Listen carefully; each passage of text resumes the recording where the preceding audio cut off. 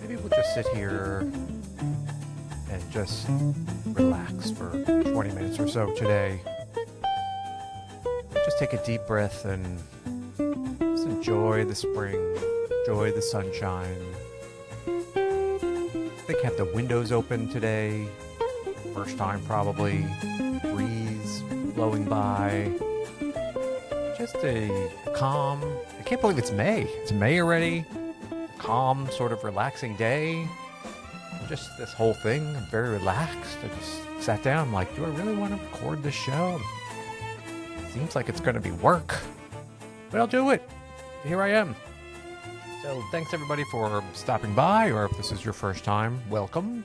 My name is Michael. I'm a women's photographer from New Jersey, and we have this little show every week where we answer questions about women's photography because you think it's such a simple thing, but it turns out it's way more complicated and there's way more possibilities to have a misstep than you ever thought could be possible. So if you ever happen to listen to a few episodes of this show, you'll see exactly what we're talking about. And ultimately, what we want is for everybody to have a fun time, a great experience, and to walk away going, yeah, that was really fun. I had a great time. It was well worth it. I got a bunch of pictures that I'm going to enjoy for years and years to come, and walk away with your smile on your face, rather than the real possibility of you walking out and going, what the heck just happened? Did I just waste a whole bunch of money? And that's a real possibility. So every week we're answering a question here. So you can make smart decisions when choosing your photographers. You know, I really don't care. This show is not for the other photographers. They're just crazy out there. My concern has always been behind these secret walls of boudoir photography. Women get themselves in these messes. So we got to get all this information out there, what these crazy photographers are doing. So you have the ammunition to ask them the right questions so you get the session you intended and not walk away like, what the heck just happened? So that's what we do. We take a few minutes and that's what we chat about. And who am I? He's a man. He's a man. How could he possibly know anything about this? Well, as we always say, this man has been in this business for a long time and has probably worked with more women than 99% of the other photographers out there. So I know a thing or two about this. I've been around for a while. And what are you trying to say about men? Trying to say that I don't know anything about this? What are you trying? Trying to pick a fight with me? I'll do it. I'll fight you. Meet you outside. So here we are. And every week, as I noted, we have a new question, and as you saw from the title of this episode, this week we're going to be chatting about something I've run into once or twice. Not a lot, but it's an interesting topic, and it's, can I bring a friend along to film some like behind-the-scenes content at my boudoir shoot? So we're going to be chatting about that a little bit today. You know, I can't believe I've been like, it's just been like this busy week. And as far as my work goes, I squeezed in a woman on Sunday. I don't usually do sessions on Sundays, but I squeeze somebody in. And so I guess by the time you're listening to this, I'll be working and taking photos with this woman. In the spring, I try to get the people in as I can. You know, I try to do what I can because spring gets definitely busier. So when you're listening to this, I'll be working on Sunday. Got a person last minute to come in and do that. And just as always, a quick reminder, check out last week's episode when you're done listening to this one. Last week we talked about, you know, asking for custom Photoshop edits after your session, whether that's something you can do or should do, or you're going to feel awkward about doing something like that. So that was what we chatted about in the last episode, which was interesting. Go ahead and give that a listen. And as always, I'm going to give this sort of gentle reminder that this podcast is not for photographers. So any photographers listening, I'll just give you a moment to leave the room. It's not for you, has nothing to do for you. There's no information here for you. You're in the wrong place. Go listen to your Get Rich Quick photography podcast with your fake gurus. this is not the place for you. So we'll just give them another moment to leave the room. And then once they're gone, we'll start our show. Because I really don't care about these photographers. They just do their nutty things, and they're not really thinking about you. They're thinking about their nutty things that they're doing. So that's why we're doing this, so you're aware of these things going on in the universe of Boudoir. And as I mentioned, this isn't something that happens a lot. I remember one or two times someone bringing this up in a session and wanting to do something like this. But we're talking about, it's always been like a thing for women to want to bring a friend along to a session, for the moral support or so forth.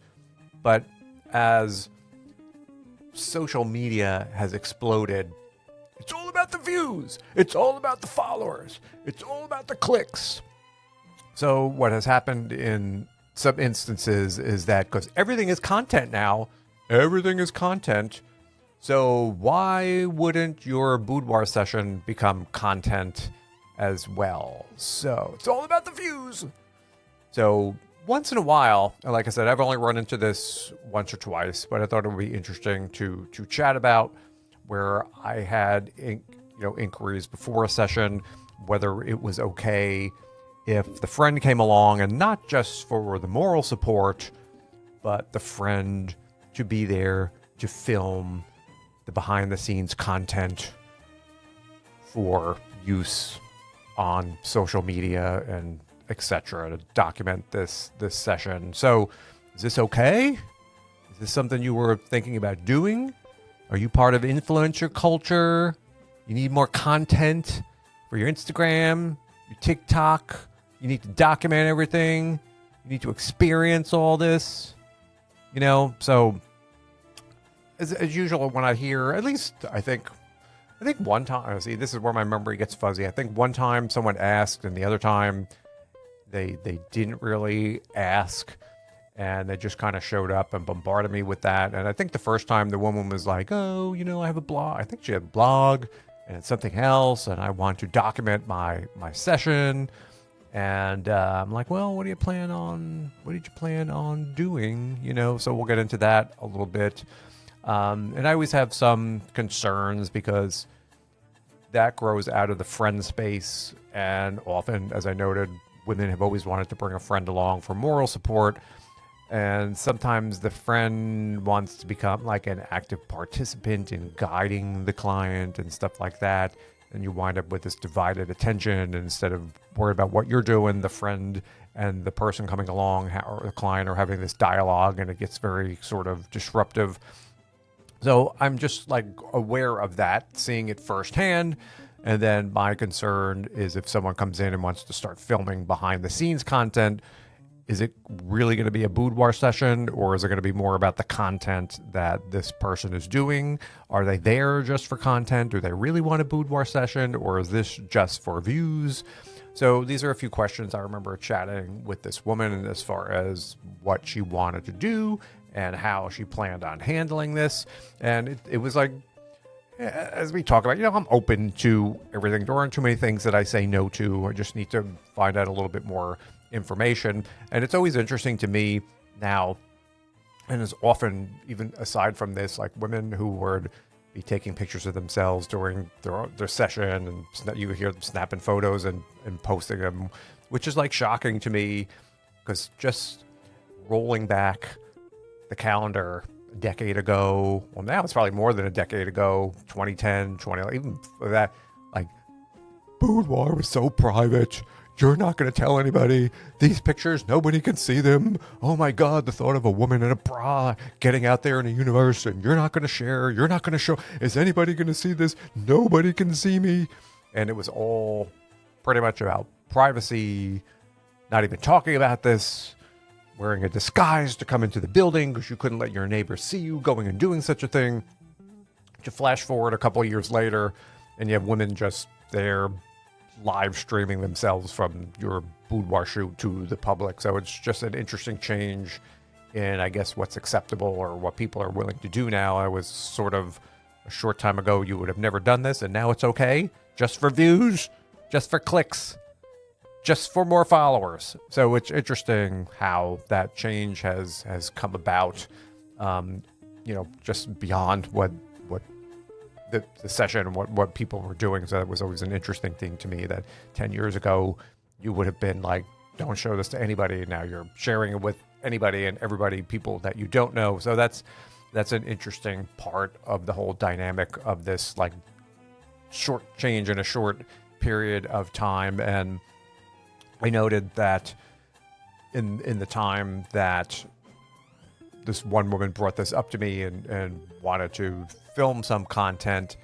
and I know, like I said, from just having friends along, and it's boring if you're the friend coming along to sit in a boudoir session, because often you're sitting in another room, you're just sitting there for an hour and you're not doing too much, and they're curious, so they always want to peek their head in or something like that. And I never had a problem with that. But initially, as I noted, the friend can be somewhat distracting and sort of invasive. And then when you're working with somebody, you're looking for a very specific result, which requires a little bit of focus, requires a little bit of attention on the part of the client. And you're not trying to make it real work for them. I have the real work and, like, not screwing up. But, I'm kind of like, all right, move this way, or we got to do this. And then you need that kind of a bit of attention. And then when the friend is over the other side of the room, what tends to happen automatically is the client's looking at the friend. Do you like my hair? Does this look all right? Does that look all right? And then the friend's going, no, this is popping up. And you get this dialogue, and you're trying to do your job, and they have this conversation going on the side. And that's something I realized right away. So I was a little anti-friend in the space. I kind of separated everybody. I never had any problem with the friend coming along, in the first part of the session, or the makeup, if we were doing makeup and other things. But once the shooting started, I did not want the friend in the room with us shooting, because it tended more often than not to be a distraction. Just tended what happens. Now, there were always, of course, cases where someone came in and stood quietly and, oh, she won't make any noise, you're just going to stand over there, and I'll believe that till it's not true. And then, so there have been times with that, but mostly my whole philosophy was just to, once that shooting starts, have the friend wait elsewhere, because I knew the distraction it created when I was trying to get a job done. And I just want the client to be happy with the result. So when someone was coming in, and now there is this other objective to this time to create this behind the scenes kind of content, the client's attention is definitely going to shift away from the photographer to the phone on the other corner of the room, because they are making content for themselves.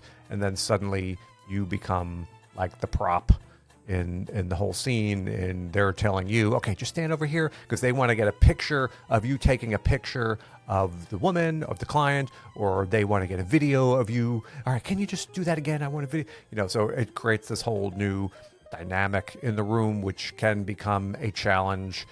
So if you're ever thinking about doing anything like this, really chat with the photographer that you're working with and sort of explain exactly what you plan on doing, so it doesn't become a disruption. And then also another type of disruption, can't even speak, disruption, is kind of like when you get working, you just get into this flow and you're just going and you're boom, boom, boom, and you're kind of working through. And if you're stopping every couple of minutes, because she has to turn away to do another picture, and then you get going, and you're stopping, and she has to turn away to do a picture, it just, you lose that momentum, you lose that flow. And like my brain is just like going woo, like this normally, and when it stops, like I lose what I was thinking about or the direction I was going, and then you have to start working all over again.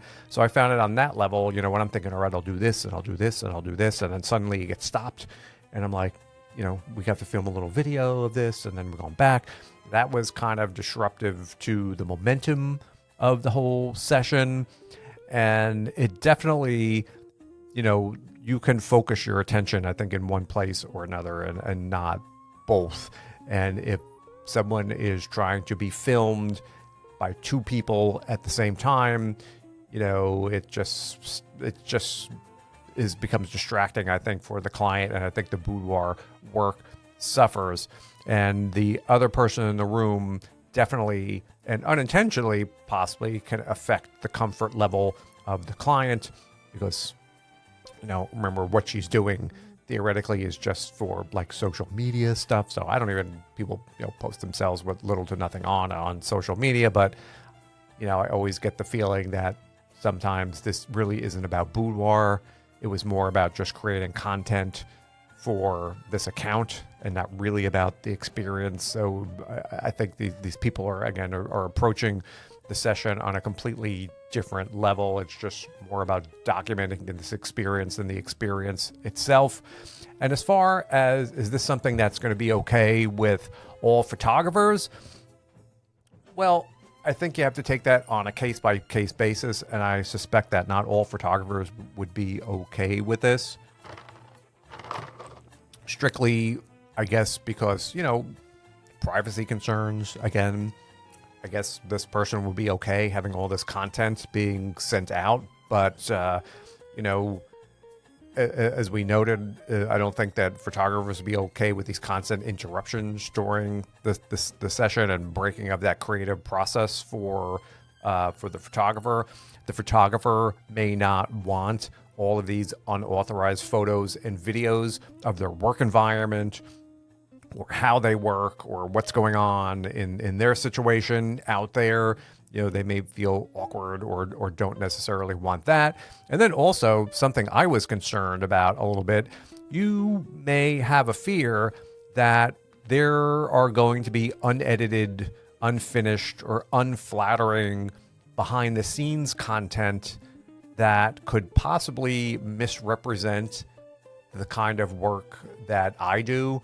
And then that gets out there and people may be saying, oh, I went to go see this photographer, and there's like these poorly done shots. And then people are thinking that I took this photo or something, and I didn't want that. So, some photographers may fear that this may be an unflattering representation of their work, depending on the level of, how far these photos get seen or viewed, or the videos get viewed out there.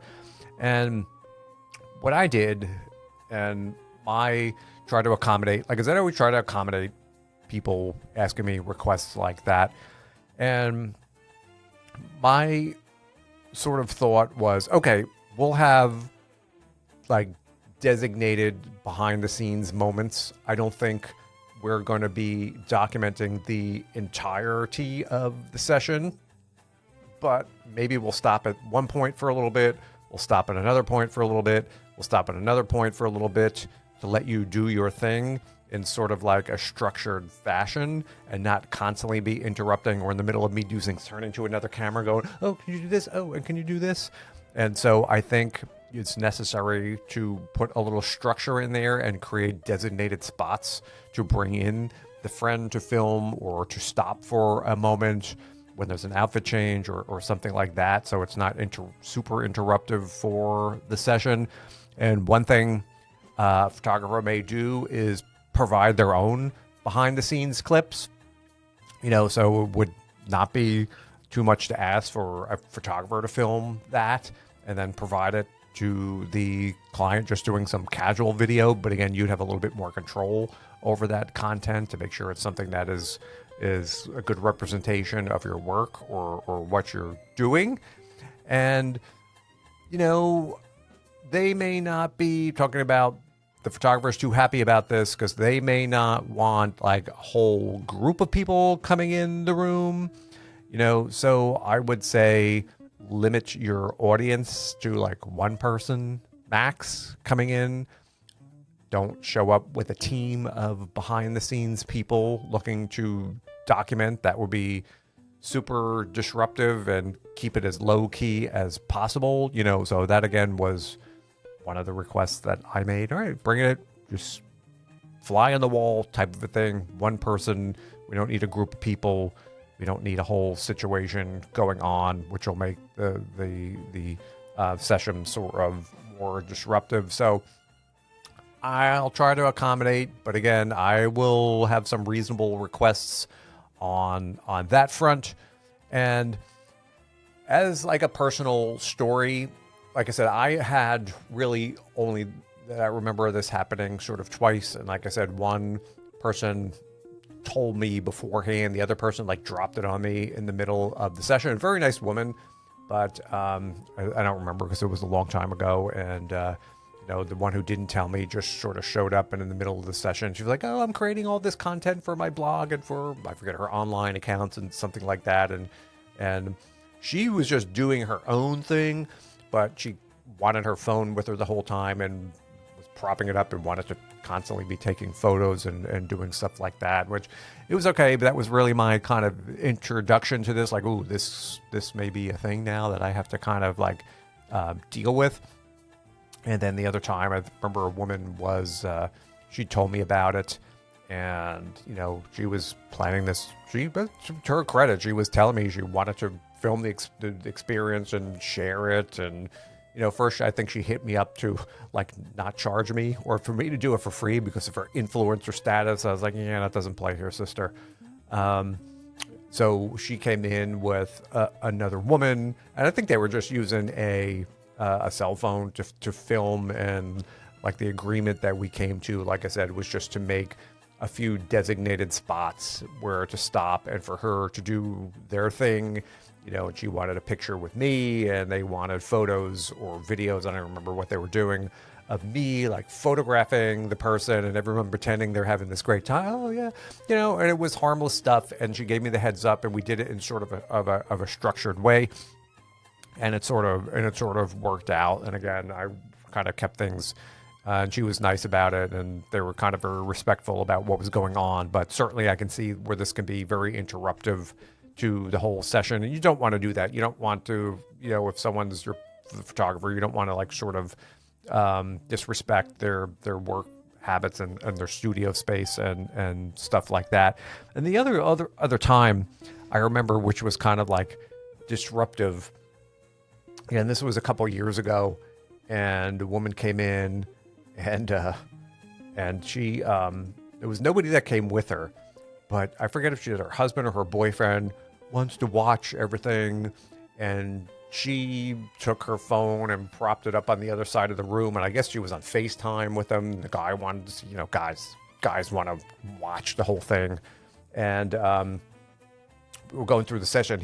She kept going, "Did you like that?" She was like whispering to the phone, "Did you want that phone? Did you want," like, I guess he wanted certain contact. This was not an online influencer type situation, but it was disruptive nonetheless, because she kept running over to the phone and whispering to him on the phone.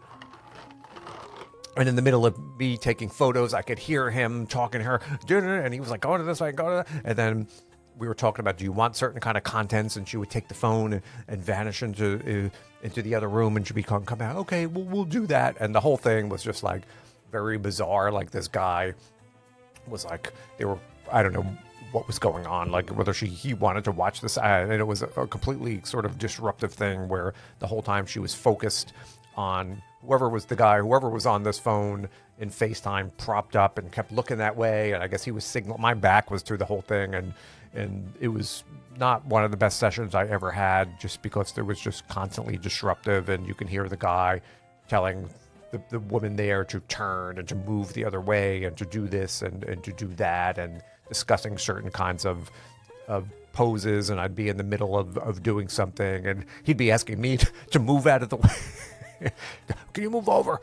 Because I can't see. I'm like, no, I'm doing like something here. So it can be disruptive to the photographer. So just to wrap this whole sort of thing up today and get any final thoughts in, it's totally okay to want content for social media if you're that type of person. And it's interesting that boudoir photography has become social media content for some, but you want to find this balance of creating this content without losing the nature of the boudoir experience, which is very easy to do.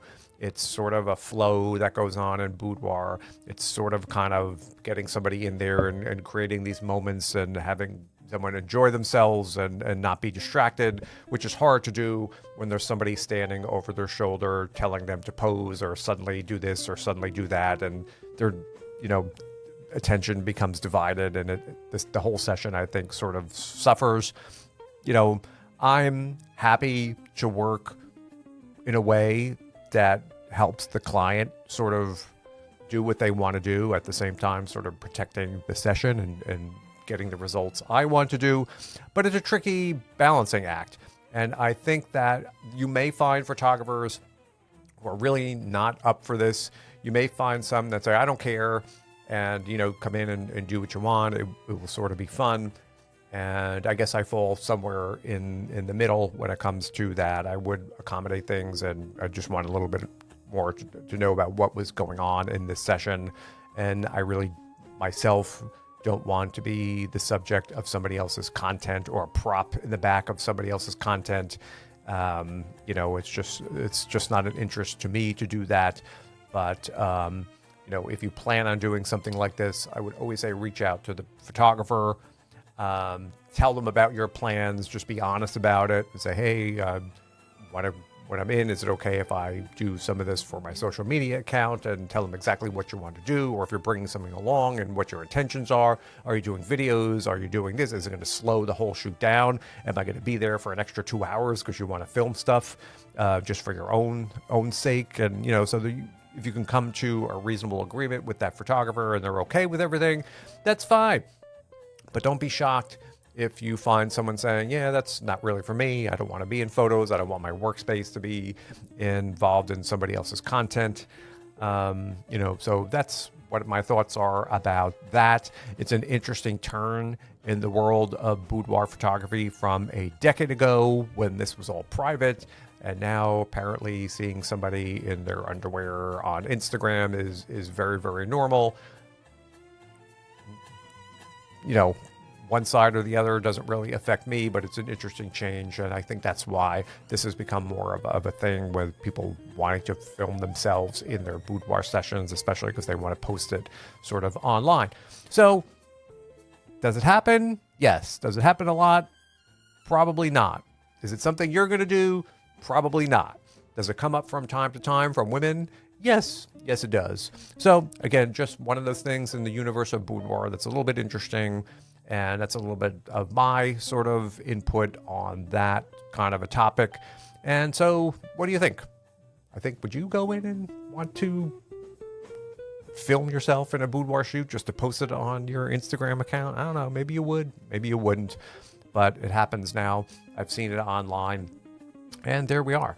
So that's all I got for you this week. I want to thank everybody for stopping and listening. I want you to all go out and enjoy this beautiful pollen-filled spring day in May. It's hard to believe it's May kind of already. The breeze is blowing. Got my windows open. Just going to make some dinner shortly. Relax. I have a day off today, so I'm going to be enjoying the rest of my day off. And hopefully you enjoy your time too. And I'll see everybody next week. Till then, bye-bye.